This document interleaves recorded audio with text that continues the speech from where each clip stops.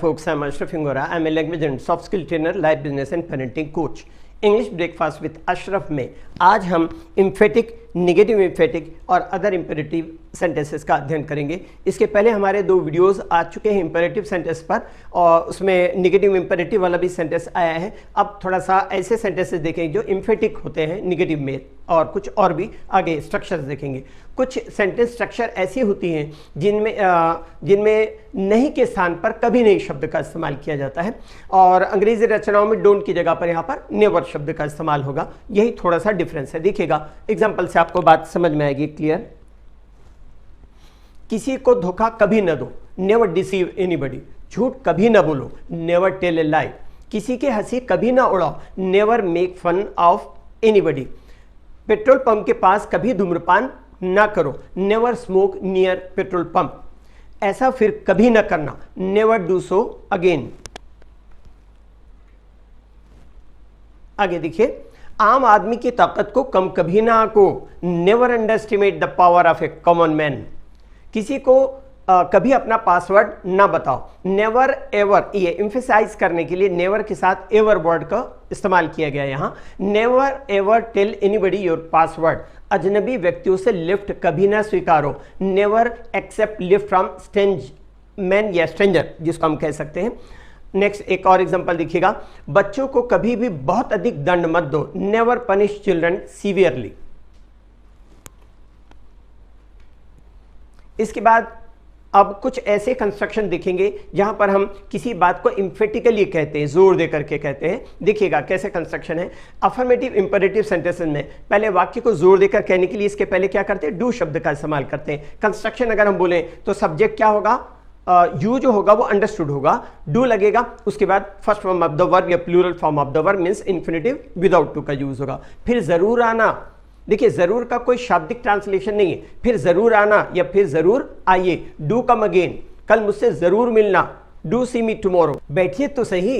अब देखिएगा, please sit down, आपने कहा please have a seat, please be seated, जो भी यूज करते हैं या इम्फेटिकली कहना जोर दे करके तो डू लगा करके, डू सिट डाउन, मुझे जरूर खबर देना, डू इन्फॉर्म मी, इस काम को जरूर करो, डू दिस वर्क। ऐसे सुनने में लगता है डबल डू लगा सेंटेंस गलत है। डू दिस वर्क एक सिंपल सेंटेंस है, उसको एम्फेसाइज करें। चूंकि वर्ब दोनों एक ही हो गए इस वजह से ऑकवर्ड लगता होगा भले, अदरवाइज ये सेंटेंस ठीक है। डू दिस वर्क मतलब इस काम को जरूर करो। चुप भी रहो, डू शट अप, जल्दी करो ना, डू हरी अप, बिल्कुल खामोश रहिए, डू बी क्वाइट, बिल्कुल सावधान रहिए, डू बी केयरफुल। इस तरह कुछ ठंडा पे तो लीजिए, डू हैव समथिंग कोल्ड। इसके बाद देखिए कुछ ऐसे कंस्ट्रक्शंस होते हैं जिनमें किसी को एड्रेस करके, संबोधित करके या पुकार करके आज्ञा दी जाती है। ऐसे सेंटेंसेस में नाउन या प्रोनाउन सब्जेक्ट का कार्य करता है। एग्जांपल से देखिएगा समझ में आएगा। कोई फोन का जवाब दो, somebody answer the phone। इस तरह आगे और देखिएगा, कोई मत हिलो, nobody move, सबको यहाँ आओ या यहाँ आना या यहाँ आना तो। इस तरह से कम ऑन एवरीबडी, सबको आराम करो, रिलैक्स एवरीबडी। कोई डॉक्टर को तो बुलाओ, कॉल ए डॉक्टर समबडी। विजय मेरी दवाई देना तो, विजय गिव मी माई मेडिसिन। इसके पहले एक सेंटेंस मैं बोलना ही भूल गया, जो शायद आपने इसमें देखा होगा स्क्रीन पे। चलिए उस सेंटेंस को बोल देता हूँ। ए लड़के टीवी चालू करना तो, switch on the TV, you boy. इस तरह रवि इन्हें स्टेशन छोड़ देना, Ravi send them off the station. Send off मतलब छोड़ना, send them off at the station. यहां पर थोड़ा सा ध्यान देखें, bring in all the guest, bring him in, ये 2 कंस्ट्रक्शन है। हमने पहले में क्या देखा, ब्रिंग इन एक साथ यूज किया गया फ्रेजल वर्ब, और यहां पर हमने ऑल द गेस्ट इसको लास्ट में लगाया, ऑब्जेक्ट को यहां लास्ट में लगाया। अभी जो हमने कंस्ट्रक्शन बनाया है यहां पर ब्रिंग हिम इन, अगर ऑब्जेक्ट छोटा होता है तो स्प्लिट कर देते हैं उसको, और ऑब्जेक्ट बड़ा होता है तो लास्ट में कहते हैं। तो यहां पर आपका सेंटेंस में सेंड देम ऑफ, ठीक है ना, तो सेंड देम इस तरह स्प्लिट करके, सेंड ऑफ को स्प्लिट करके send them off at the station. Pankaj धीरे धीरे मेरा सिर दबाओ तो, Pankaj press my head gently. Kamal यहाँ आओ, बाकी सब जहां हो वहीं खड़े रहो, Kamal come here, everybody else stay where you are. कुछ सेंटेंसेस स्ट्रक्चर है, इनको देखिएगा आपको समझ में आएगा। आप मुझसे बातें करें, वे यहाँ दस्तखत करें, जैसे एग्जांपल्स वगैरह आपको यहाँ दिया हुआ है, सेंटेंसेस को मैं एक्सप्लेन करूंगा। इस टाइप की बनावटें कैसी होती हैं। ऐसे वाक्य में नाउन या प्रोनाउन का प्रयोग वाक्यों की बनावट के अनुसार वाक्य के शुरू में या वाक्य के अंत में किया जाता है। दूसरी बात इसमें यह भी ध्यान देने की, जब यू का प्रयोग वाक्य की शुरुआत में करते हैं तो उसके बाद अगर रिटर्न इंग्लिश की बात करें तो उसके बाद कॉमा नहीं लगाते, लेकिन जब यू वाक्य के अंत में लगता है तो यू के पहले कॉमा जरूर लिखने में लगाया जाता है, बोलने में तो सवाल ही नहीं है। और तीसरी बात इसमें ध्यान देंगे, यू की बजाय कोई दूसरा नाउन या प्रोनाउन से वाक्य की शुरुआत होने पर इन नाउन प्रोनाउन के बाद कॉमा लगता है, लेकिन अगर नाउन प्रोनाउन वाक्य के अंत में लगता है तो उसके पहले कॉमा नहीं लगता। तो कंस्ट्रक्शन इसका फार्मूला देखें, subject plus is are plus infinitive, एक ही कंस्ट्रक्शन होगा, ये दिया हुआ है। और दूसरा इसका कंस्ट्रक्शन होगा subject plus shall plus infinitive without to. इस तरह से ऐसे वाक्यों का इस्तेमाल पोलाइट और इनडायरेक्ट ऑर्डर के लिए किया जाता है। एग्जांपल से आपको समझ में आएगा। आप मुझसे बात करें, you are to talk to me, वे यहां दस्तखत करें, they are to sign here, तुम ये निमंत्रण पत्र बांटो, you are to distribute these invitation cards, तुम तुरंत रवाना हो, you are to start at once, हम ये भी कह सकते हैं you shall start at once. वह मुझसे कल मिले, he is to see me tomorrow, या हम कह सकते हैं ही शैल सी मी टुमारो। आप ये दवाई लें, you are to take this medicine, या हम कह सकते हैं you shall take this medicine.